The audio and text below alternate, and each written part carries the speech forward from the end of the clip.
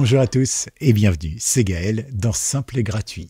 Aujourd'hui, on va supprimer l'arrière-plan d'une photo pour le remplacer par un autre, par exemple. Alors je vous montre comment on supprime l'arrière-plan au travers de 3 outils qui sont gratuits, simples et efficaces et qui en plus vous permettront d'avoir de bons résultats. Après, évidemment, si vous voulez une qualité supérieure, comme pour tout, évidemment, ça nécessite de payer ou bien ça nécessite des ressources matérielles et tout ça. Mais globalement, vous pouvez déjà faire du bon travail, notamment pour les réseaux sociaux, en prenant votre personne du premier plan et en la mettant ailleurs. Par exemple, vous vous mettez devant, je sais pas moi, le mur du salon, voilà, le seul mur dégagé où il n'y a pas d'armoire, pas de canapé et tout ça, et puis vous faites ça. Genre, il fait froid. Oh là là, je suis frigorifié. Et sauf que derrière, vous avez un mur blanc ou tout moche, où vous avez, pourquoi pas, une photo de la grand-mère qui fait voilà, voilà, parce que les photos de grand-mère, des fois, elles sont drôles. Donc, on les garde, on les met en géant dans le poster. En plus, ça embête sa moitié, donc on est bien content. Voilà, après tout, elle n'a qu'à pas garder le pot de fleurs de la belle-mère. Enfin bref, vous avez compris le truc, il y a de la vengeance un peu à l'intérieur, mais vous voulez pas que ça apparaisse. Vous voulez mettre derrière vous un ours menaçant, méchant, ou pourquoi pas un Père Noël qui passe. Après tout, c'est la saison. Alors, comment est-ce qu'on fait pour supprimer l'arrière-plan d'une photo? Vous allez voir, c'est super simple. Je vous propose dès maintenant de liker cette vidéo, comme ça c'est fait, on n'en parlera plus. Vous pouvez aussi vous abonner et vous pouvez à tout moment, ça c'est plutôt sympa également, vous abonner à la newsletter. Le lien est dans la description. Elle est gratuite, cette newsletter. Voilà, c'est plein de petites infos qui sont accessibles à tout le monde, y compris aux grands débutants. Allez, vous abonnez, vous aimez, vous restez, vous aimez pas, vous désabonnez. Ça coûte rien à personne. Ok ? Alors la première chose qu'on va faire, c'est utiliser l'outil qui est à l'intérieur de Windows, 100% gratis bien sûr, et du coup, ça n'envoie pas des données sur Internet, donc c'est plutôt pratique de ne pas envoyer sa petite trombine sur Internet. Donc on va ouvrir Paint. Voilà, vous êtes en train de me dire, waouh, Paint sait faire ça. Oui, on l'avait déjà vu dans une vidéo et je vais vous le remontrer parce que c'est important de temps en temps de faire des redites. Alors, l'idée, c'est quoi? C'est d'utiliser Paint. Paint, c'est le logiciel par défaut de Windows. Il n'a pas évolué entre Windows 3.1 et Windows 10, même si, effectivement, les graphismes ont légèrement évolué, mais globalement, les fonctionnalités, il n'y en a pas eu vraiment des nouvelles. Mais arrivé à Windows 11, ils se sont dit, tiens, on va rajouter des trucs. Par exemple, ils ont rajouté l'intelligence artificielle avec le créateur d'images, le fait d'enlever l'arrière-plan ou d'autres choses, évidemment, qui sont plutôt sympas, comme les calques, comme sur Photoshop et tout ça. Alors attention, on n'est pas sur un Photoshop ici. Bien sûr, on n'a pas toutes les fonctionnalités comme sur GIMP ou Photoshop, mais on peut déjà faire pas mal de petits trucs, parfois très simples, et ça suffit largement sur les réseaux sociaux. D'ailleurs, vous remarquerez que toutes les belles images que vous partagez en masse sur les réseaux sociaux, des images marketing et tout ça, elles sont faites avec un peu de Photoshop parce que il les file à quelqu'un qui va faire ça avec Photoshop, mais globalement c'est des trucs qu'on peut faire sous Paint ou sous Canva aujourd'hui facilement, gratuitement. C'est pas une question de technique aujourd'hui, la viralité, le fait d'avoir des images belles qui se changent et tout ça, c'est vraiment aujourd'hui d'avoir des choses qui sont accessibles au grand public et que tout le monde pourrait faire. Et c'est ça qui va faire que ça se partage, d'accord? C'est la petite astuce. En tout cas, ici par exemple, donc, on va charger une image, donc on va aller là. Qu'est-ce que j'ai moi comme image? Celle-là, elle est en double, c'est parfait. Donc je vais la prendre et je vais la glisser. C'est une photo de moi, cool. Voilà, c'est ma tête, tout simplement. Rien d'extraordinaire, même pas terrible, mais bon, voilà.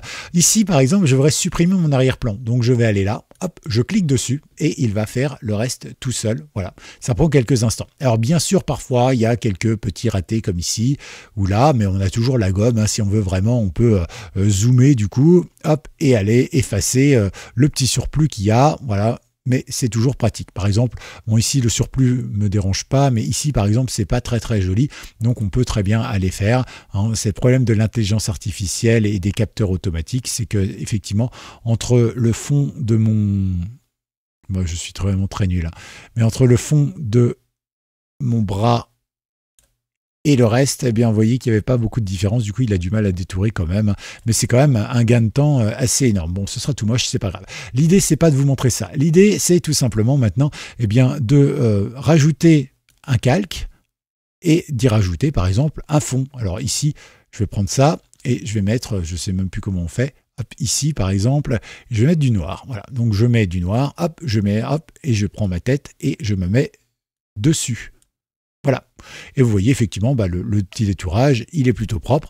Bien sûr, si je vais ici et que je continue de vouloir effacer, je peux effacer, ça pose aucun problème. Hop, ici, et puis on va faire un petit truc ici pour bien enlever là. Voilà.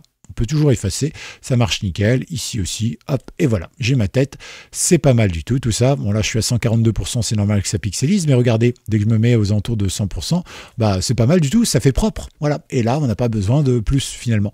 Et vous voyez, c'est super simple, c'est gratuit et ça marche bien, voilà, tout simplement. Donc vous voyez, après vous n'avez plus qu'à exporter comme vous voulez. Donc vous pouvez vraiment faire ça, c'est natif, c'est sur Windows 11. Vous avez l'intelligence artificielle pour le créateur d'images si vous le souhaitez. Vous pouvez faire vraiment pas mal de choses. Et c'est toujours bien de le rappeler parce que souvent on critique les outils Windows et tout ça. Et en réalité, bah, il y a quand même pas mal de choses qui ont évolué, notamment sur Windows 11. Voilà.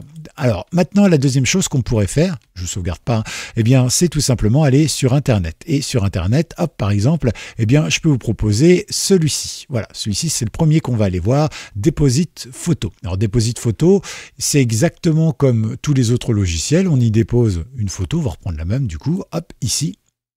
On va laisser travailler quelques instants et hop, il a trouvé notre tête. Et là aussi, bien sûr, alors on peut zoomer pour voir un petit peu si c'était bien ou pas. Et puis surtout, on peut éditer ici. Si on édite, on clique dessus et vous voyez ici, vous pouvez ajuster la taille de la brosse. Donc avoir le petit rond qui est au centre de mon rond vert, c'est ma brosse, d'accord? Donc ici, par exemple, je peux la faire beaucoup plus petite. Voilà. Ou bien beaucoup plus grosse si j'ai quelque chose à effacer. Okay, je peux aussi avoir la dureté de la brosse. La dureté, c'est le fait que, eh bien, si je mets la dureté au maximum, si je fais un rond, ça va vraiment faire un rond. Par contre, si je mets une brosse plus légère, on va dire, donc moins dure, eh bien, en fait, mon rond va être de moins en moins, comment dirais-je, il va y avoir une sorte de fondu. Voilà, entre l'image et la brosse. Donc ça va permettre d'être un peu plus doux.